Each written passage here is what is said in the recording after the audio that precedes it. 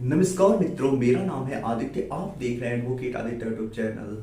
आज मैं आप लोगों के लिए प्रैक्टिकली एक बहुत ज़्यादा महत्वपूर्ण वीडियो लेकर आया हूँ। देखिए, आप सेक्शन 9 के बारे में तो जानते ही होंगे कि ये केस क्या होता है, इसे क्यों किया जाता है, इससे क्या फ़ायदे होते हैं।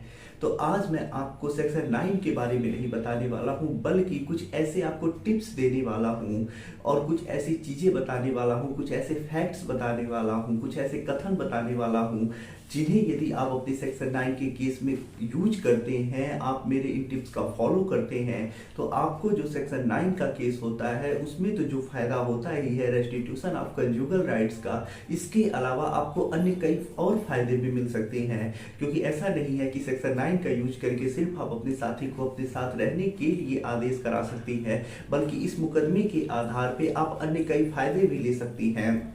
जैसे 498A के केस में पति अपना पक्ष मजबूत कर सकता है, साथ ही साथ मेंटेनेंस के केस में भी पति अपना बचाव कर सकता है। तो अन्य कुछ और भी फायदे होते हैं सेक्शन 9 के। तो आज मैं आपको कुछ ऐसी ही चीज़ें बताने वाला हूं, और यदि आप मेरे द्वारा बताए गए इन टिप्स को फॉलो नहीं करते हैं तो ऐसे में आप सेक्शन 9 का केस करके कोई बड़ा फायदा नहीं उठा पाएंगे, आपको कुछ नहीं हासिल होने वाला है। तो जो चीज़ें मैं आपको बताऊंगा बिल्कुल प्रैक्टिकली बताऊंगा, बारीकी से इन चीज़ों को समझिएगा और फॉलो भी करिएगा। तो चलिए वीडियो को शुरू करते हैं।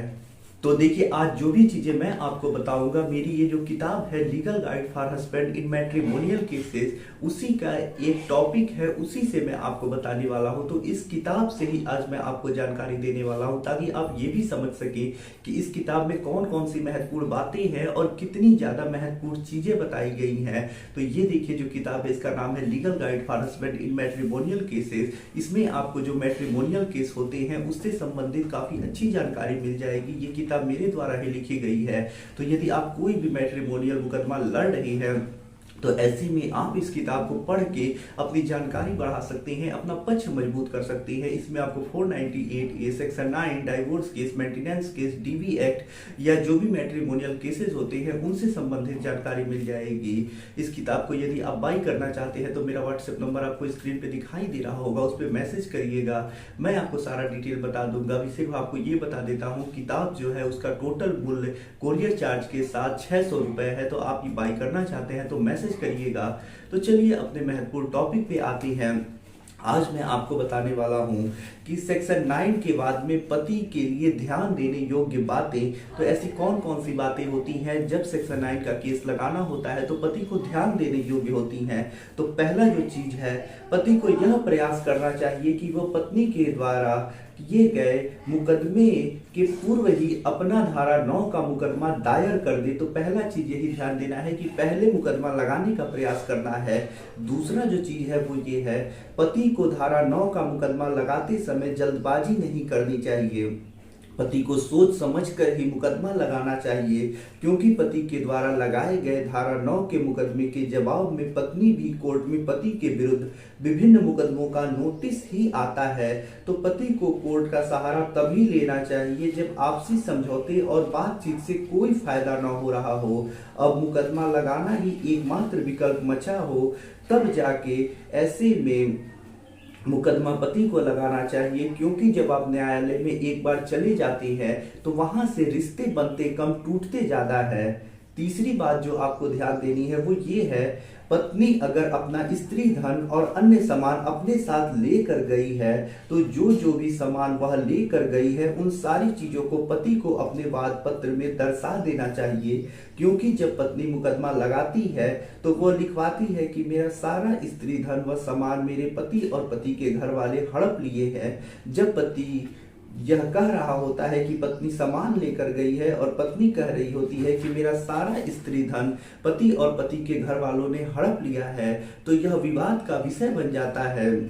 चूंकि पत्नी भारतीय दंड संहिता की धारा 406 के अंतर्गत अपने स्त्री धन के लिए आपराधिक मुकदमा भी दर्ज कराती है, तो यहाँ स्त्री धन के संबंध में विवाद होने की वजह से सबूत भार जो होता है वो पत्नी के ऊपर आ जाता है और पत्नी को साबित करना पड़ता है कि जो भी सामान है वो मेरा पति और पति के घर वालों ने हड़प लिया है। तो कहने का ये मतलब है कि पत्नी जो जो भी सामान अपना लेकर गई है उसे आपको सेक्शन 9 के बाद में जरूर लिखवा देना चाहिए।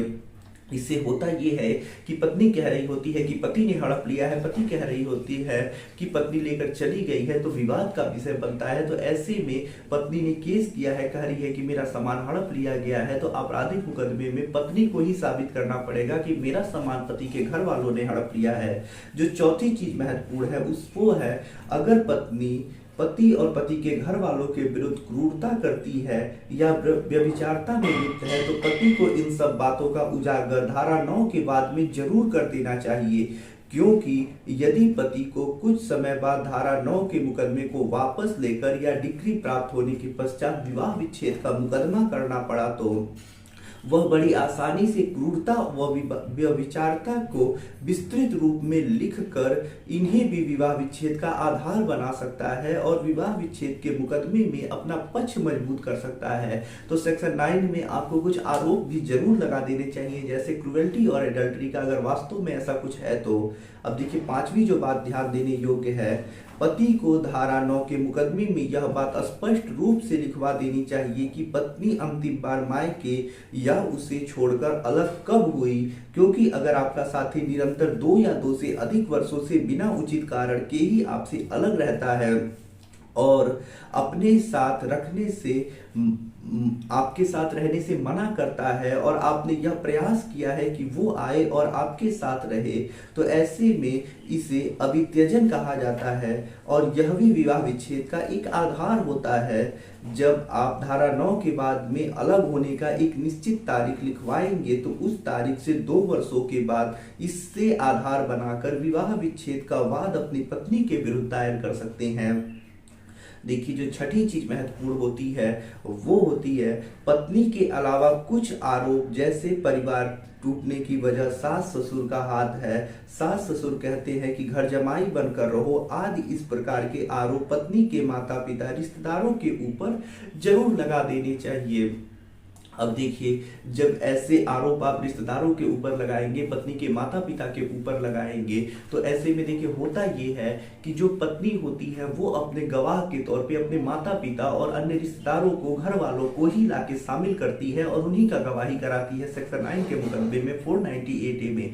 तो जब आप उन्हीं को वजह बताएंगे कि यही लोग मेरे घर टूटने की वजह है, इन्हीं की वजह से मेरा घर टूटा है, यही लोग कारण है, तो ऐसे में उनकी गवाही का उतना असर नहीं पड़ेगा और आप उनकी गवाही जो होगी उसे कह सकते हैं कि जब ये लोग खुद ऐसा बोल रहे हैं, ये लोग खुद यही चाहते थे, घर मेरा तोड़वा दिए हैं, मैं खुद मुकदमे में कह रहा हूँ, तो इनकी गवाही उतनी स्पष्ट नहीं है, ये जो झूठ बोल रहे हैं, गलत बोल रहे हैं, तो यहाँ भी आप अपना पक्ष मजबूत कर सकते हैं। तो यह कुछ महत्वपूर्ण बातें थी जो आपको सेक्शन 9 करते समय जरूर ध्यान देनी चाहिए। यदि आप इन बातों का ध्यान रखते हैं तो आप मुकदमे में अपना पक्ष मजबूत कर पाएंगे, मुकदमे में जीत हासिल कर पाएंगे और पत्नी को मुंह तोड़ जवाब भी पाएंगे। तो आशा कर रहा हूं ये जानकारी आपको पसंद आई होगी, आप समझ गए होंगे कि इस किताब में कितनी महत्वपूर्ण बातें लिखी गई हैं, समझाई गई हैं। तो किताब बाई करना चाहते हैं तो व्हाट्सएप नंबर पे मैसेज करिएगा। अगर आप किसी कानूनी समस्या से परेशान हैं और ऐसे में आप मुझसे फोन पे बात करके अपनी कानूनी समस्या का समाधान प्राप्त करना चाहते हैं, तो इसके लिए डिस्क्रिप्शन चेक करें, वहां बताया गया है कि आप किस प्रकार से मुझसे फोन पे बात कर सकती है। वीडियो पसंद आया हो तो वीडियो को लाइक करें, अपने दोस्तों के साथ शेयर करें और यदि आप चैनल पर नए हैं तो चैनल को सब्सक्राइब करके बेल आइकन को दबाएं। मिलते हैं नए वीडियो के साथ अगले दिन, तब तक के लिए जय हिंद, जय भारत।